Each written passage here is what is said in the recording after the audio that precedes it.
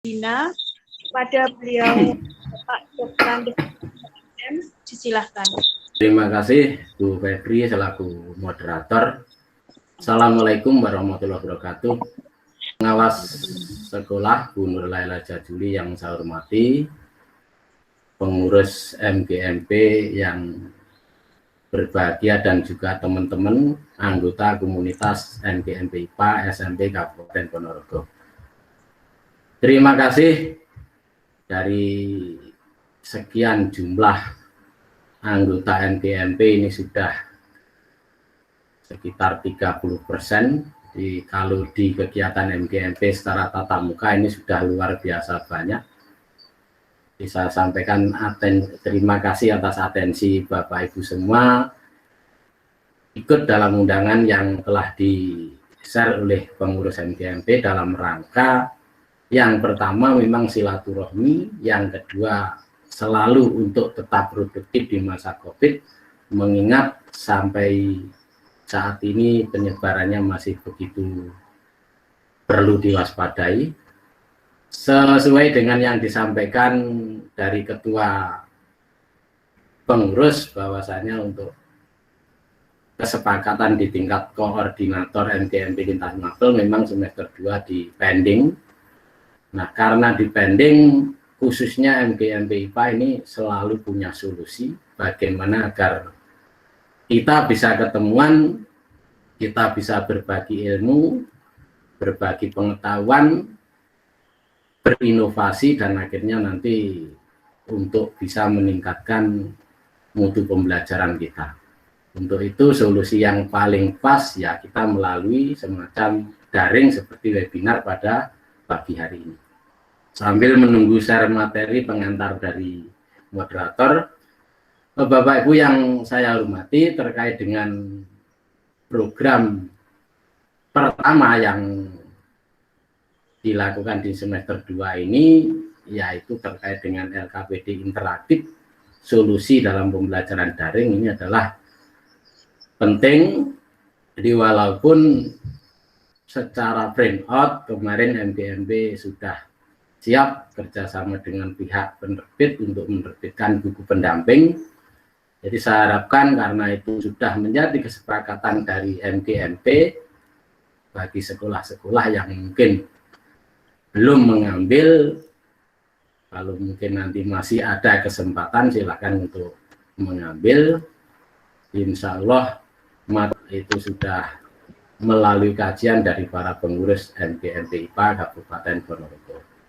Bagi yang sudah, saya sampaikan terima kasih karena itu mendukung program kerja dari MGMP IPA SMP Kabupaten. Pengantar saya tidak lama, nanti maksimal 10 menit saja. Bapak Ibu yang saya hormati, terkait dengan materi pada pagi hari ini, yaitu yang nanti akan disampaikan, alhamdulillah SDM yang handal, yang luar biasa, terima kasih banyak. Ini nanti akan disampaikan oleh Mas Dwi Eptanto sebagai master trainer dari Google. Namun demikian ini kemarin juga dengan Microsoft Office 365. Jadi sekali lagi Bapak Ibu tidak usah panik, kok banyak aplikasi, ada Google, ada Microsoft. Yang penting semua itu bermanfaat bagi kita untuk betul-betul meningkatkan pengetahuan kita terkait dengan pembelajaran. Itu juga penting. Microsoft Office 365 yang sekarang ganti menjadi Microsoft 365 itu juga penting. Untuk itu nanti bersandingan kita gunakan untuk program pembelajaran kepada anak-anak. Sudah siap Bu Febri? Jadi kali ini yang akan disampaikan oleh Mas Dwi, saya akan memberikan pengantar sedikit. Kalau nanti Mas Dwi terkait dengan bagaimana penggunaan, bagaimana pembuatan atau proses LKPD yang interaktif, saya akan coba menyampaikan sedikit tentang LKPD interaktif. Ibu Bapak anggota MGMP yang saya hormati, jadi LKPD itu kalau yang dulu itu biasa disebut dengan LKS. Namun demikian, seiring dengan perjalanan LKS itu tidak diperbolehkan. Nah, karena tidak diperbolehkan, kita harus punya solusi apa kira-kira pengganti daripada lembar kerja siswa. Sehingga lahirlah yang disebut dengan lembar kegiatan peserta didik. Nah, LKPD ini sebenarnya kalau kita mengacu pada tulisan dari Pak Prastowo 2012 itu menyebutkan bahwa LKPD itu suatu bahan ajar cetak yang berisi materi, ringkasan, dan petunjuk yang harus dilaksanakan oleh peserta didik. Nah, interaktif ini kita sudah bergeser ke arah dunia digital. Kalau kita hanya bermain di kertas dan sebagainya, itu artinya kita tidak bisa mengikuti apa yang menjadi era digital. Untuk itu di belakang LKPD itu oleh narasumber diberi istilah interaktif. Nah, karena apa? Interaktif ini dikandung maksud adalah adanya dialog antara dua perangkat. Kalau kita menggunakan komputer ya komputer, kemudian kalau kita menggunakan gadget ya gadget, tablet ya tablet, bahkan HP dan HP, serta terminal antar jaringan, dan ini harus saling interaksi. Jadi tidak bisa hanya satu arah saja, ini harus dua arah. Kalau yang kemarin, kalau kita bilang LKS tanda petik itu hanya satu arah, dan kemudian murid mengerjakan dan sebagainya dikembalikan. Tapi kalau interaktif ini lain. Yang jelas LKPD interaktif ini mengacu pada produk dan layanan aplikasi digital pada sistem LMS, Learning Management System, yang berbasis internet. Salah satu kuncinya adalah jaringan internet. Kalau Ponorogo ini semua tercover, jadi mudah untuk mengadakan atau melaksanakan terkait dengan LKPD interaktif ini. Kemudian di dalam LMS atau mungkin aplikasi itu harus berisi semua kegiatan yang terdiri dari task, kemudian animasi, video, audio, dan bahkan video game. Nah ini. Jadi yang jelas LKPD interaktif ini mengajak para peserta didik untuk bagaimana melibatkan pikiran, pendengaran, penglihatan, dan keterampilan sekaligus. Sehingga peserta didik itu memperoleh pengetahuan tidak hanya sekedar membaca dan menghafal, tetapi lebih ke arah aktif untuk mengalami sendiri. Atau istilahnya self-directed learning. Ini penting. Jadi kalau ini nanti betul-betul dijalankan, LKPD interaktifnya akan mengubah pola pikir dari siswa untuk bagaimana dia menjadi istilahnya tadi self-directed learning. Jadi untuk belajar aktif dari diri sendiri. Ini melalui LKPD interaktif. Kemudian kalau dilihat dari fungsinya, LKPD ini mempunyai paling tidak menurut sumber dari Prastowo, dari buku terkait dengan lembar kegiatan siswa tahun 2012 itu disebutkan 4 fungsi dasar itu antara lain yang pertama sebagai bahan ajar yang meminimalkan peran pendidik, apalagi di dalam proses pembelajaran daring ini, namun lebih mengaktifkan peserta didik. Itu fungsi yang pertama. Kemudian yang kedua sebagai bahan ajar yang mempermudah untuk memahami materi yang diberikan. Kemudian fungsi yang ketiga sebagai bahan ajar yang ringkas dan kaya tugas untuk berlatih agar siswa menjadi siswa yang kreatif, aktif, dan inovatif. Kemudian yang keempat yang jelas ini adalah memudahkan pelaksanaan pengajaran guru kepada peserta didik. Kemudian bagaimana LKPD itu dikatakan memenuhi syarat secara didaktik. Didaktik itu adalah ilmu bagaimana kita mendidik. syarat-syarat yang disarankan yaitu masih dalam bukunya, yaitu berusaha mengajak peserta didik aktif dalam proses pembelajaran. Ini syarat utama. Kalau tidak bisa mengajak siswa itu untuk aktif, yang namanya bukan LKPD interaktif. Kemudian yang kedua, memberi penekanan pada proses. Jadi pada proses untuk menemukan konsep. Jadi yang lebih penting itu prosesnya. Bukan pada, oh ini nilainya seperti ini dan sebagainya. Nilai itu nomor sekian, yang penting anak harus mengalami.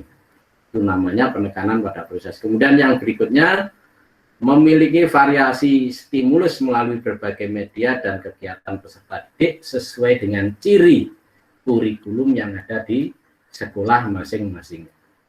Jangan sampai membuat LKPD menyimpang dari apa yang ada di dokumen KTSP.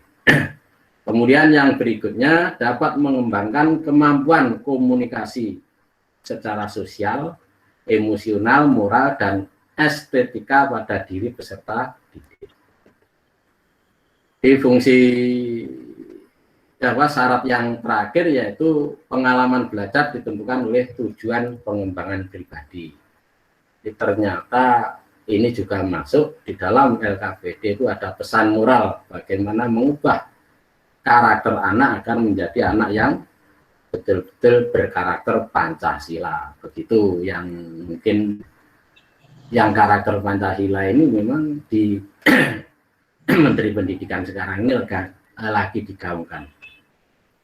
Kemudian yang terakhir, bagaimana agar kita dalam menyusun LKPD, khususnya yang nanti akan disampaikan oleh Mas Dwi, itu betul-betul sesuai dengan kaidah tata aturan LKPD. Itu yang pertama yang kita lakukan yaitu analisa kurikulum. Jadi sekali lagi, analisa terhadap materi pokok, pengalaman belajar, serta materi yang akan diajarkan ini harus sesuai. Tidak diperbolehkan membuat LKPD itu menyimpang sama sekali dengan kurikulum. Tadi syaratnya sudah ada. Kemudian langkah berikutnya baru menyusun peta kebutuhan. Jadi kalau kita sudah mau bikin, saya ingin bikin buat LKPD materi fisika, lah itu berarti harus kita sesuai dengan kompetensi inti atau KI, kemudian KD, indikator pencapaian yang ada di dalam RPP. Kemudian berikutnya judul ini ya disesuaikan dengan konsep materi.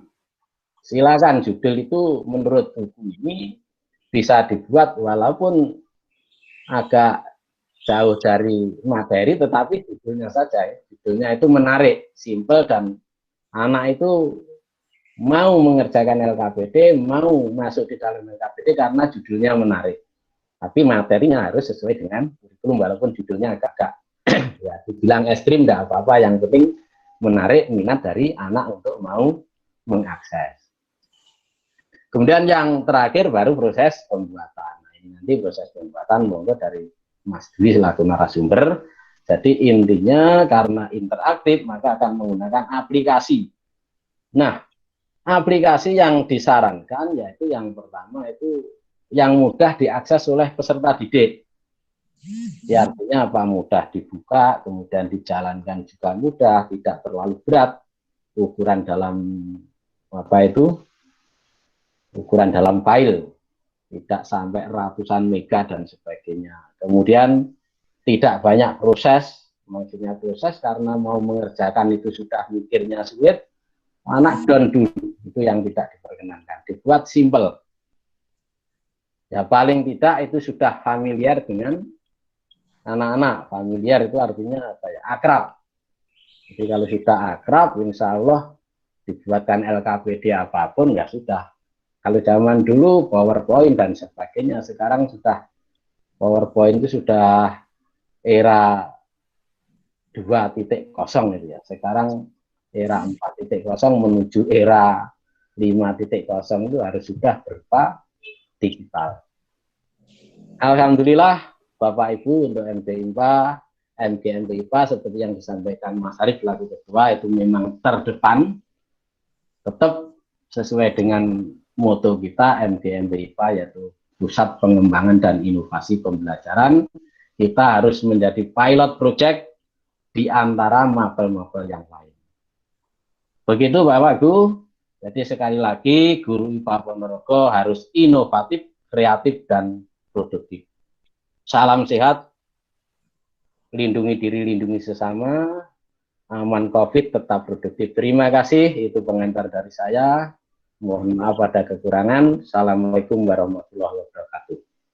Waalaikumsalam warahmatullahi wabarakatuh.